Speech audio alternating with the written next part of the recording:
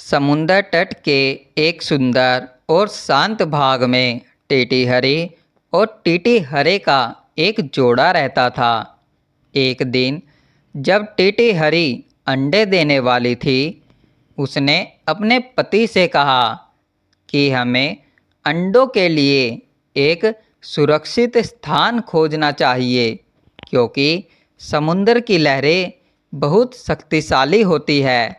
TT हरे ने उसकी बात को हल्के में लेते हुए कहा, यह स्थान पर्याप्त सुरक्षित है, तुम्हें चिंता करने की जरूरत नहीं।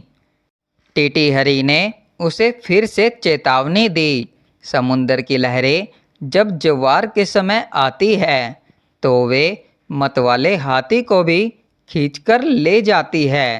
इसीलिए हमें दूर किसी सुरक्षित स्थान की तलाश करनी चाहिए। लेकिन टीटी हरी अपने अभिमान में डूबा हुआ था।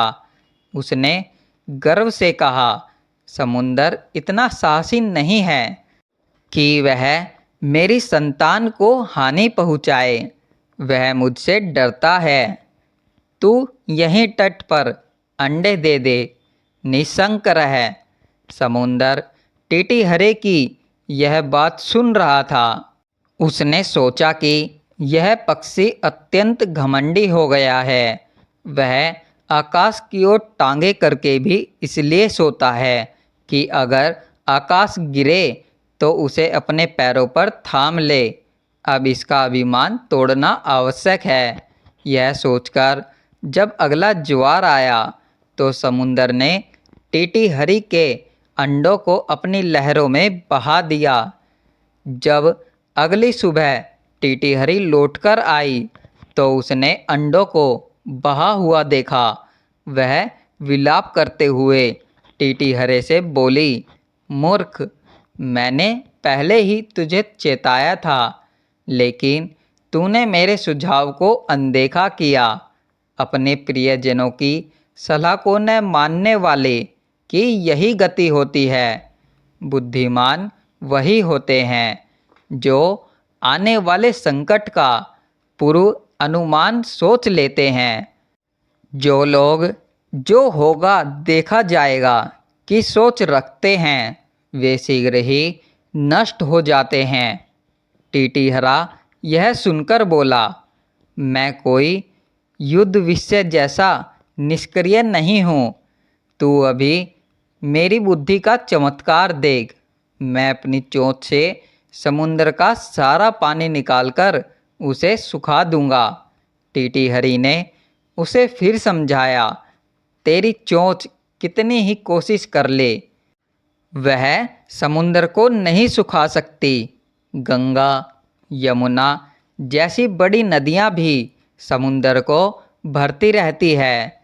तुझे अपनी शक्ति के अनुसार कार्य करना चाहिए। पर टीटी हरा अपने हठ पर अड़ा रहा। तब टीटी हरी ने उसे सुझाव दिया, यदि तूने यह निश्चय कर ही लिया है तो क्यों न अन्य पक्षियों की मदद ली जाए। कई बार छोटे छोटे जीव भी मिलकर बड़े से बड़े संकट का सामना कर लेते हैं। टीटी हरा मान गया और उसने बगुला, सारस, मोर आदि पक्षियों को बुलाकर अपनी व्यथा सुनाई। पक्षियों ने कहा, हम तो असहाय हैं, लेकिन गरुड़ हमारे मित्र हैं, वे अवश्य हमारी सहायता करेंगे। तब सभी पक्षी गरुड़ महाराज के पास गए और विलाप करने लगे। गरुड़ महाराज, समुंदर ने टीटी हरी के अंडे बहा दिए हैं। अगर आज यह हुआ है तो कल हम सभी पक्षियों की यही दिशा होगी। कृपया हमारी सहायता कीजिए। गरुड़ ने पक्षियों की करुण पुकार सुनकर उन्हें सहायता देने का निश्चय किया। तभी भगवान विष्णु का दूत उनके पास आया और उन्हें अमरावती ले चलने का आदेश दिया। परंतु गरुड़ क्रोध से भर उठा। उसने कहा, भगवान से कह दो मैं नहीं आ रहा। पहले समुद्र को सबक सिखाना जरूरी है। दूत ने जब कारण पूछा तो गरुड़ ने पूरी बात बताई। दूत ने जाकर भगवान विष्णु को यह सब बताया। भगवान स्वयं गरुड़ के पास आए और उसका आदरपूर्वक स्वागत किया गया। गरुड़ ने कहा, भगवान, समुंदर ने आपके नाम का घमंड करके मेरे पक्षी कुल का अपमान किया है। वह सोचता है कि आप उसके रक्षक हैं, इसीलिए वह जो चाहे कर सकता है।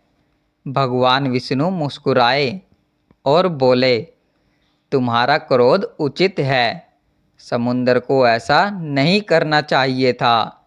चलो, मैं स्वयं उसे दंड देता हूँ। फिर भगवान ने अपने धनुष पर आग्नेय बाण चढ़ाया और समुंदर से बोले, यदि तूने अभी टीटी हरी के अंडे वापस नहीं किए तो मैं तुझे इसी क्षण सुखा दूंगा। भगवान विष्णु के क्रोध और शक्ति को देखकर समुंदर भयभीत हो गया। उसने तुरंत टीटी हरी के अंडे वापस लौटा दिए। दोस्तों, इस कहानी से यह सीख मिलती है कि अभिमान करने वाले व्यक्ति को अत्यंत शर्मिंदा होना पड़ता है। साथ ही यह भी कि संकट से पहले सजग रहना और अपनों की सलाह मानना बुद्धिमानी है। एकता में शक्ति होती है और जब हम सब मिलकर किसी अन्याय का विरोध करते हैं तो बड़े से बड़ा अत्याचारी भी झुक सकता है। दोस्तों, अगर वीडियो पसंद आया हो तो वीडियो को लाइक करें, अपने दोस्तों और परिवार के साथ शेयर करें। ऐसी ही कहानियों के लिए चैनल को सब्सक्राइब करें। आपका प्यार और सपोर्ट हमारे लिए बहुत मायने रखता है। दोस्तों, वीडियो देखने के लिए धन्यवाद।